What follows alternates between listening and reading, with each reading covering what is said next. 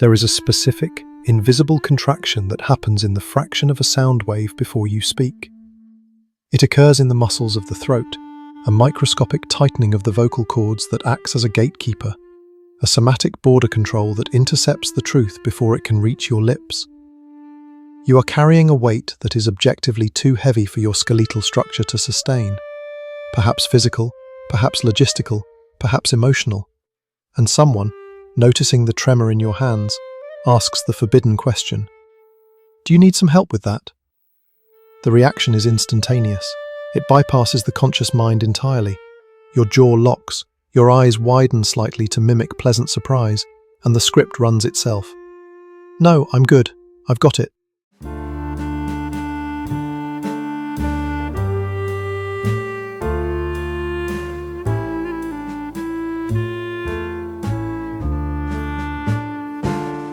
The words leave your mouth with a terrifying, practiced, cheerful smoothness.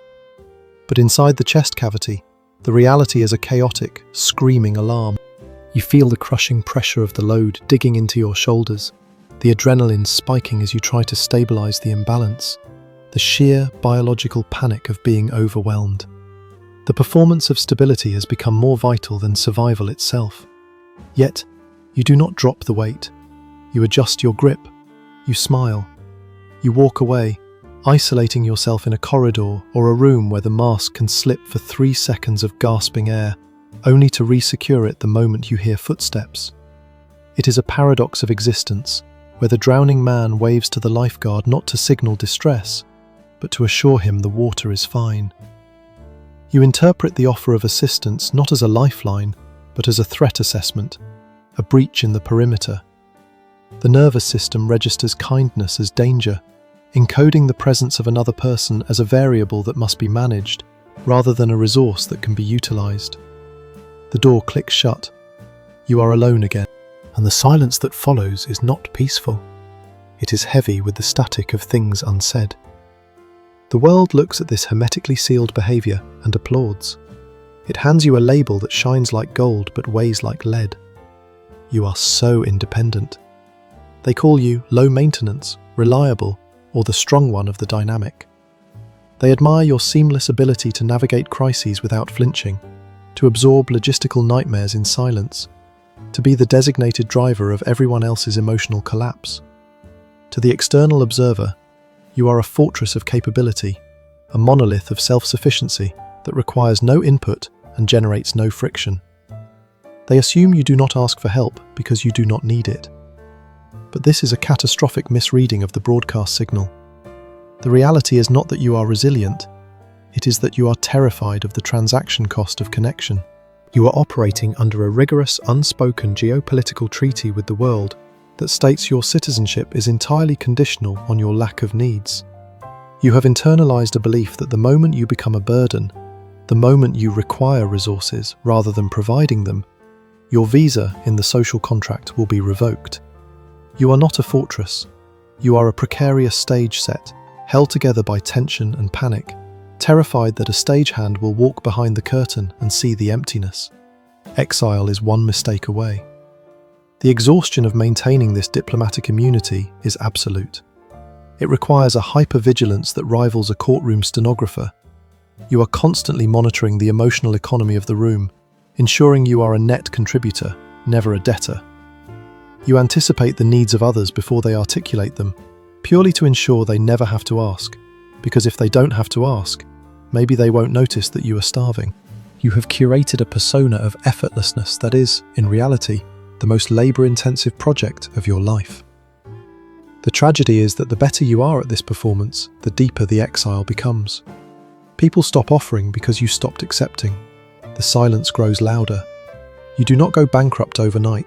The emotional recession is slow, gradual, and terrifyingly silent. It builds in the quiet corners of the psyche, like sediment settling at the bottom of a dark ocean, layer upon layer of unvoiced needs compacting into stone. At first, the cost of being the strong one seems manageable, perhaps even noble. A small tax on your energy, a skipped lunch here, a swallowed complaint there, a late night absorbing the anxieties of a friend while yours remain unspoken. But the debt compounds. The interest rate on unexpressed vulnerability is extortionate. Over 5 years, the fatigue changes texture. It shifts from a temporary physical tiredness to a marrow-deep existential exhaustion. You wake up heavy. The light in the room feels abrasive. The phone rings and your pulse spikes with the anticipation of a demand you cannot refuse. You are not just tired, you are depleted. The internal reservoir is dry, drought conditions, yet the performance schedule remains unchanged. The curtain rises every morning at 7 a.m. sharp. You put on the costume, you recite the lines, you smile. This accumulation creates a sunless room inside your chest, a quarantined zone where the true self lives, locked away from the light of other people's judgment. In this room, the air is stale, the silence is absolute. You have pushed so much of your humanity into this dark space to keep the stage clean that there is very little of you left in the spotlight. You are a ghost in your own life, hollowed out, a shell casing. The vigilance required to keep the door to that room bolted shut consumes 80% of your processing power. You are running on fumes. You are navigating social interactions with the desperate precision of a bomb disposal unit, terrified that one wrong move, one slip of "I can't do this," will detonate the carefully constructed reality. The tragedy is not that you are alone, it is that you are alone in a crowded room, starving at a banquet because you cannot admit you are hungry. This devastation is not a random occurrence. It is the result of a long, cold arithmetic calculation. You have been paying for your safety with pieces of your soul. The ledger is bleeding red. And the most terrifying part is realizing that this deficit was not a mistake. You chose this. You signed the contract. You built the walls yourself, brick by heavy brick, to keep the threat of rejection out, only to realize too late that you have walled yourself in. Your hesitation is not a flaw in your character. It is a masterpiece of evolutionary engineering. Deep within the neural architecture, specifically in the Anterior Cingulate Cortex, ACC, the region responsible for processing both physical pain and social rejection, a rigid algorithm has been installed. This system does not distinguish between a broken bone and a broken bond. To your primitive brain, the threat of social exile is indistinguishable from the threat of death. When you were young, perhaps explicitly or perhaps through subtle atmospheric pressure, you learned that having needs was dangerous. It triggered annoyance, withdrawal, or chaos in the caregivers you depended on. The signal was received loud and clear, signal lock. So the brain adapted. It constructed a high-efficiency firewall. Hyper-independence is not a personality trait. It is a trauma response masquerading as a virtue. It is a preemptive defense strategy designed to eliminate the possibility of rejection by eliminating the variable of need. If you never ask, you can never be denied. If you never reach out, the hand cannot be slapped away. The mechanism is elegant, cold, and relentlessly effective. It bypasses your logical prefrontal cortex, the part of you that knows your friend would happily help move the couch, and hotwires the survival instinct. Before you can even formulate the sentence, "I need help," the ACC predicts the potential pain of a no, categorizes it as a life-threatening injury, and aborts the command. It floods your system with cortisol, hijacking the throat muscles, effectively choking the request before it can be born. This is not stubbornness, it is biological preservation. You are not refusing help because you are strong. You are refusing help because your internal threat detection system creates a hallucination of danger where none exists. However, this protection comes at a staggering cost. The mechanism assumes you are still in the dangerous environment that created it. It is fighting a war that ended 20 years ago. It treats every potential helper as a potential judge, every offer of kindness as a trapdoor. You are operating on an outdated map of the territory. The software is perfect for a hostile environment, but it is catastrophic for a safe one. You are walking through a peaceful village in full riot gear, sweating, trembling, eyeing the open hands of neighbours as if they were holding weapons. You are safe now, theoretically, but your nervous system is still waiting for the gavel to drop. And the question the mechanism cannot answer, the glitch in the perfect code, is this. If you are protecting yourself from the pain of rejection, why does the safety feel so much like the punishment? You must make a critical, surgical distinction. This silence is not your nature, it is your programming. You have spent years confusing your personality with your armor, looking in the mirror and seeing independence, where a radiologist would simply see a massive, calcified defense structure. You are not inherently solitary.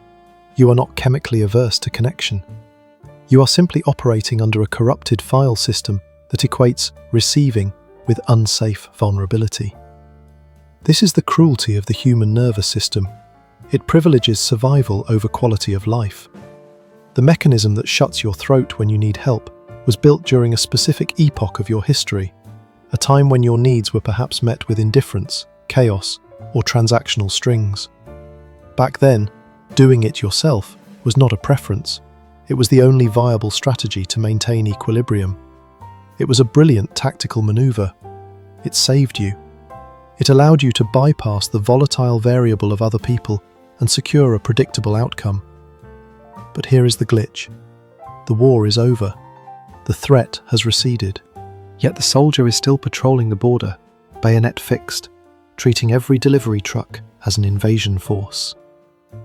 The armor that once saved your life is now the exact thing that is suffocating it.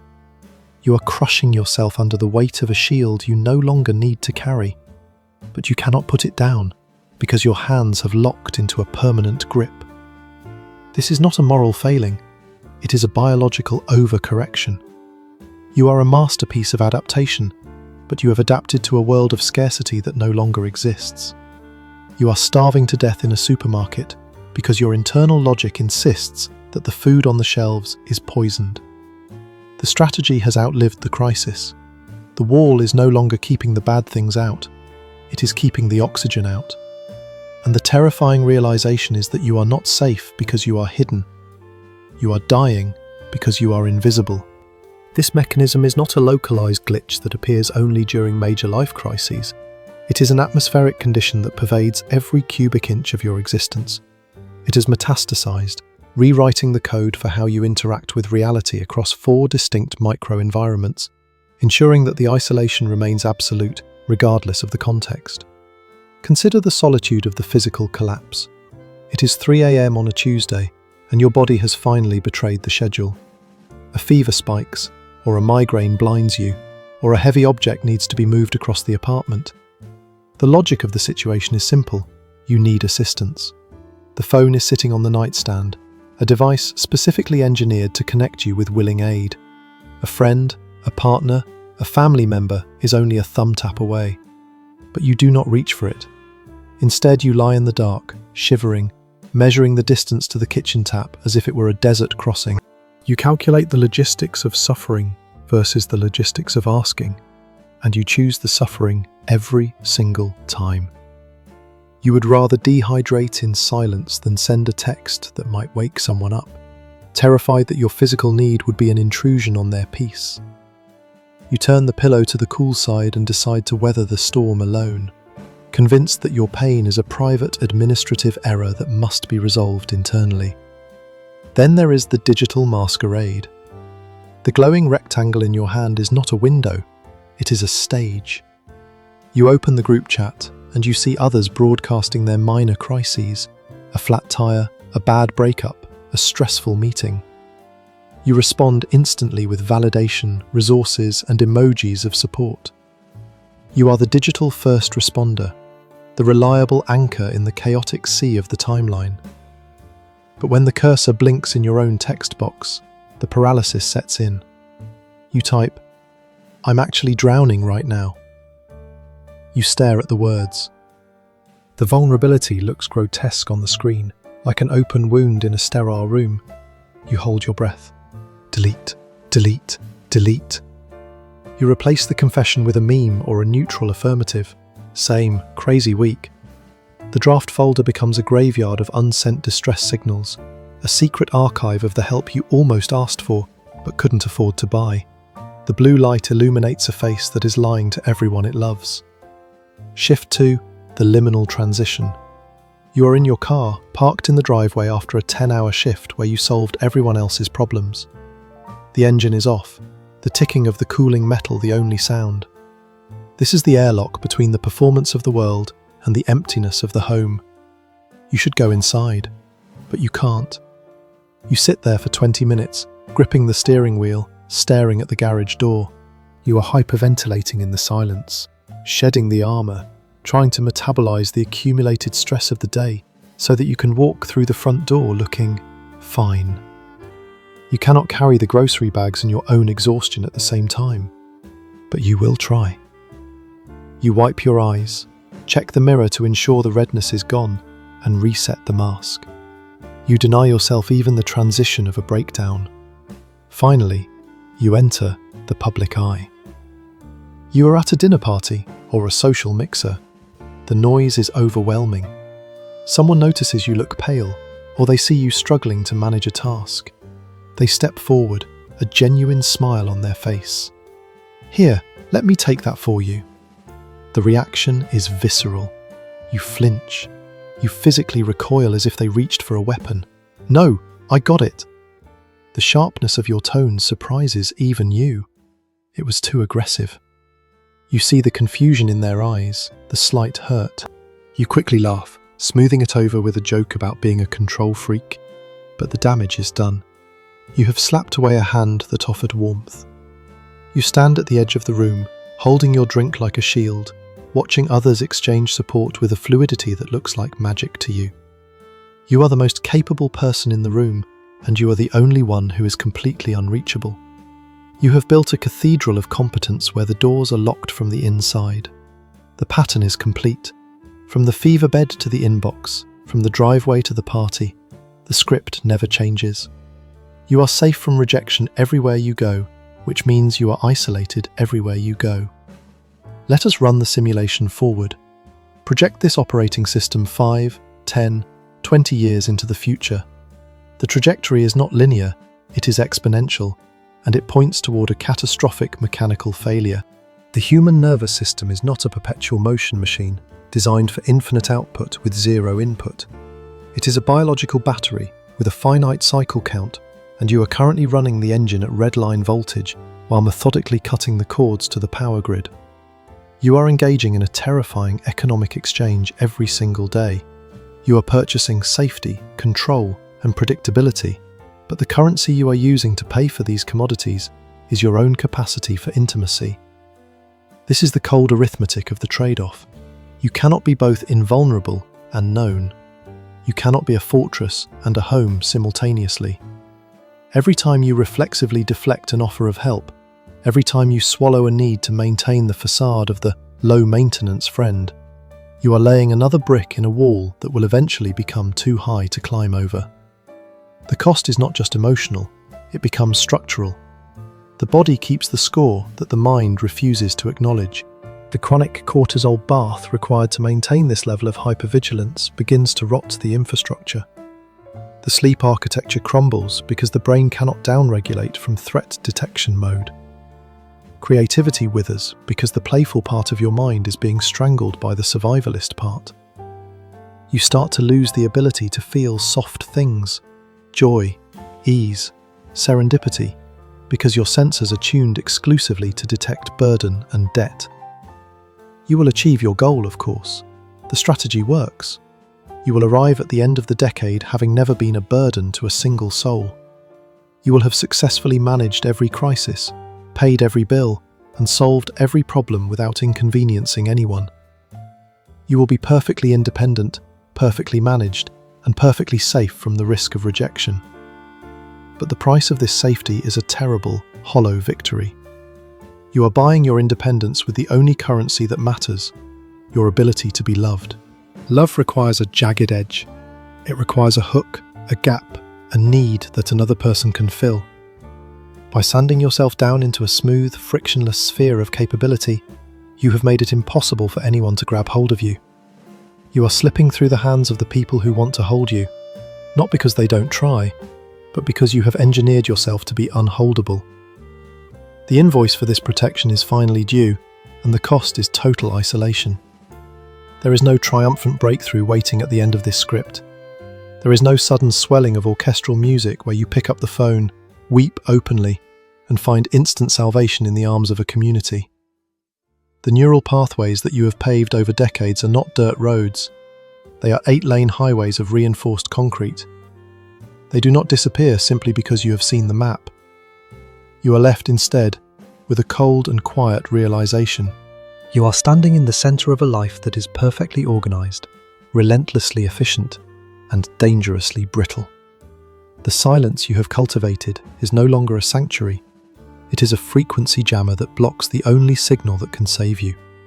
You see now that low maintenance was never a compliment. It was a description of a machine that is running until the gears weld themselves together from heat friction. You are not protecting others from your burden. You are denying them the intimacy of knowing you are human. The door to the sunless room is unlocked. It always has been. But the hinges are rusted shut from disuse, and your hands are trembling too violently to turn the handle. You are suspended in the terrifying gap between the logic of survival and the necessity of surrender. The weight is still on your shoulders. The world is still waiting for you to say the words. And the silence is deafening. The heaviest thing you will ever carry is the weight of the help you refused to take. You look at the load.